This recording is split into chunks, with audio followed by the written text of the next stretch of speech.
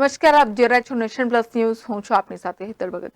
વડોદરા શહેરની મધ્યમાં આવેલ પદ્માવતી શોપિંગ સેન્ટર ખાતે કાર્યરત રેલવે બુકિંગ કાર્યાલય આગામી 16 એપ્રિલથી સંપૂર્ણ બંધ કરી દેવામાં આવશે. વડોદરા શહેરની મધ્યમાં હેરિટેજ સ્ક્વેર બનાવી શહેરની હેરિટેજ સિટી તરીકેની ઓળખ પુનઃ પ્રસ્થાપિત કરવાના હેતુસર તંત્ર દ્વારા કાર્યવાહી ચાલી રહી છે.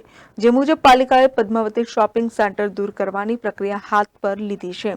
આ માટે અહીં દુકાન ધરાવતા તમામ વેપારીઓ સહિત સરકારી બિન સરકારી કચેરીઓની પણ તેઓની જગ્યા ખાલી કરવાની તાકીદ કરવામાં આવી છે અને આ માટેની નોટિસ પાઠવવામાં આવી છે.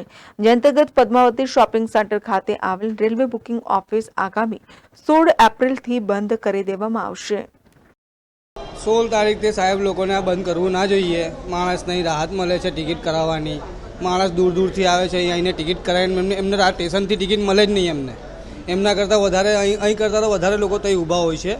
એમના અહીં ટિકિટ લાવીને માણસોને રાહત મળી જાય છે, બીજું કંઈ નહીં. એટલે આ તોડવામાં ના આવે મહેરબાની કરીને. મેં 4 ટિકિટ લેવાય, મારી મમ્મીની, મારી બહેનની, મારી વાઈફની. અહીંથી ટિકિટ મને કન્ફર્મ મળી જશે. મેં રાત્રે 8 વાગ્યાનો ઊંઘું છું તત્કાલ માટે. 8 વાગ્યાથી લઈને સવારે 5 વાગે 5મો નંબર મારો આવ્યો છે. दिक्कत है वो सब बहुत सारे पब्लिक है, बिहार यूपी साइड के बहुत सारे उड़ीसा के जाने वाली जो भी पब्लिक है उसको टिकट के लिए फिर परेशानी होगी. वो लोग को जाने के लिए कुछ मिलते नहीं, ट्रेन नहीं मिलती है, तो ट्रेन कम है, ऊपर से एक टिकट ये बंद हो जाएगा तो फिर और पब्लिक लोग यहाँ पे त्रास होंगे उसके लिए. और इतना लंबा सफ़र है, कोई खड़े होकर इतने दूर तक नहीं जा सकता है सर.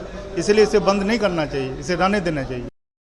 અત્રે ઉલ્લેખનીય છે કે રેલવે તંત્ર દ્વારા હાલ ઓનલાઈન બુકિંગ સહિત વિવિધ સુવિધા ઉપલબ્ધ હોવાથી તથા અહીંના બુકિંગ સેન્ટર ખાતે એજન્ટો સિવાય અન્ય ખાસ કોઈ મુસાફર ટ્રેનની ટિકિટના બુકિંગ અર્થે આવતા ન હોવાનું મનાઈ રહ્યું છે.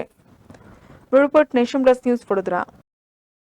સમાચારોના સતત અપડેટ માટે નેશન પ્લસ ન્યૂઝના યુટ્યુબ ચેનલને સબસ્ક્રાઇબ કરો, બેલ આઇકન દબાવો અને ફોલો કરો ઇન્સ્ટાગ્રામ, ફેસબુક અને ટ્વિટર પર.